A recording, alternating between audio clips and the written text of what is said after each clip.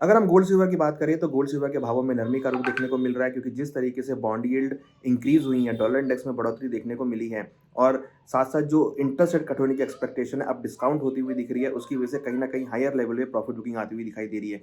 लग रहा है कि आने वाले दिनों में हम कुछ और प्रॉफिट बुकिंग यहाँ पर देख सकते हैं। हालाँकि long term trend gold silver का पॉजिटिव है, बट ये जो एक्सपेक्टेशन अब डिस्काउंट होती हुई दिख रही है, बॉन्ड यील्ड यहाँ से जंप करते हुए दिख रहे हैं, डॉलर इंडेक्स जंप करता हुआ दिख रहा है, उसकी वजह से कहीं न कहीं गोल्ड सिल्वर की तेज़ी पर एक ब्रेक लग सकता है। तो यहाँ पर थोड़ा कॉशियस अप्रोच रखनी पड़ेगी। हम साथ-साथ ये भी देख रहे हैं क्रिप्टो करेंसी के अंदर भी हम हायर लेवल पे प्रॉफिट बुकिंग आती हुई देख रहे हैं। हमें लगता है कि आने वाले दिनों में गोल्ड सिल्वर के भावों में, क्रिप्टो करेंसी में भावों में एक नरमी का रुख देखने को मिल सकता है या यूँ कहें कि प्रॉफिट बुकिंग आ सकती है। अगर ऐसे ही बॉन्ड यील्ड बढ़ती रही और ऐसे ही अगर डॉलर इंडेक्स बढ़ता रहा तो कहीं न कहीं हायर लेवल पे आपको कुछ-कुछ प्रॉफिट बुकिंग देखने को मिलेगी। हालाँकि जो ट्रेंड है गोल्ड सिल्वर का वो यहाँ पर पॉजिटिव है और अब आगे जो मोमेंटम होगा वो इंटरेस्ट रेट के जो कट होने के बाद या जो भी मीटिंग होती है उसके बाद उनकी जो स्टेटमेंट आती है उस पे मार्केट डिपेंड करेगा। तो यह भी देखने वाली बात है कि फेडरल रिज़र्व की स्टेटमेंट कैसे आती है, उनका क्या व्यू है अगले साल के लिए, वो इस बार इंटरेस्ट रेट कट करते हैं या नहीं करते हैं। तो ये सब चीज़ें जो हैं वो मार्केट को नया रूपरेखा देंगी। हालाँकि यूएस के जो डेटा हैं वो यहाँ पे काफ़ी इंपॉर्टेंट होंगे।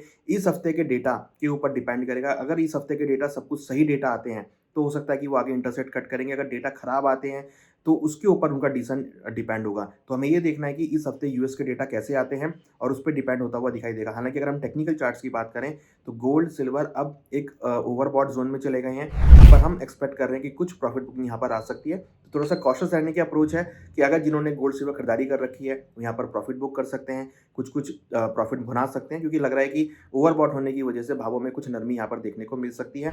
एग्रेसिव बाइंग ना करें, भावों में थोड़ा डिप आए तो ही खरीदारी करें या फिर इंटरेस्ट रेट की मीटिंग है उसका वेट करें, वहाँ पर आपको क्लियर डायरेक्शन देखने को मिलेगी। और साथ में अगर हम देखें तो यहाँ पे क्रूड के भावों में भी तेज़ी देखने को मिल रही है। रिसेंटली हमने देखा ओपेक प्लस मेंबर्स ने प्रोडक्शन नहीं बढ़ाया है, प्लस रशिया यूक्रेन में दोबारा से जियोपॉलिटिकल टेंशन देखने को मिल रही है। इसकी वजह से हम देख रहे हैं कि कहीं न कहीं क्रूड के भावों को सपोर्ट आता हुआ दिखाई दे रहा है। तो क्रूड और नेचुरल गैस जनरली हम देखते हैं विंटर सीज़न में इंक्रीज़ होते हैं, तो लग रहा है कि आने वाले दिनों में क्रूड और नेचुरल गैस के भावों में आपको तेज़ी का रुख देखने को मिल सकता है। वहीं अगर हम बात करें मेटल्स की, तो यहाँ पर कॉपर, ज़िंक, एल्युमिनियम, लेड यहाँ पर कुछ हम प्रॉफिट बुकिंग देख सकते हैं क्योंकि जिस तरीके से डॉलर इंडेक्स इंक्रीज़ हुआ है, उसकी वजह से कहीं-कहीं प्रॉफिट बुकिंग आ सकती है। प्लस प्राइसेज़ जो हैं ओवरबॉट ज़ोन में हैं, तो एक टेक्निकल करेक्शन यहाँ पर हम एक्सपेक्ट कर सकते हैं, जहाँ पर आपको कुछ प्रॉफिट बुकिंग देखने को मिल सकती है। हालाँकि लॉन्ग टर्म ट्रेंड पॉजिटिव है, लॉन्ग टर्म में ट्रेंड में कोई दो राय नहीं है कि भाव ऊपर जाएँगे, मगर फिलहाल शॉर्ट टर्म में थोड़ी बहुत हम यहाँ पे प्रॉफिट बुकिंग देख सकते हैं। आगे का जो ट्रेंड होगा, वो यूएस के डेटा के ऊपर प्लस यूएस में जो मीटिंग होनी है, उसके ऊपर डिपेंड होगा। तो हमें लगता है कि फिलहाल थोड़ा-सा कॉशियस रहने की अप्रोच है, अपनी पोज़ीशंस को सिक्योर करके चलें और कहीं न कहीं हायर लेवल पे जो भी लेवल्स मिले, वहाँ प्रॉफिट बुक करते हुए चलें।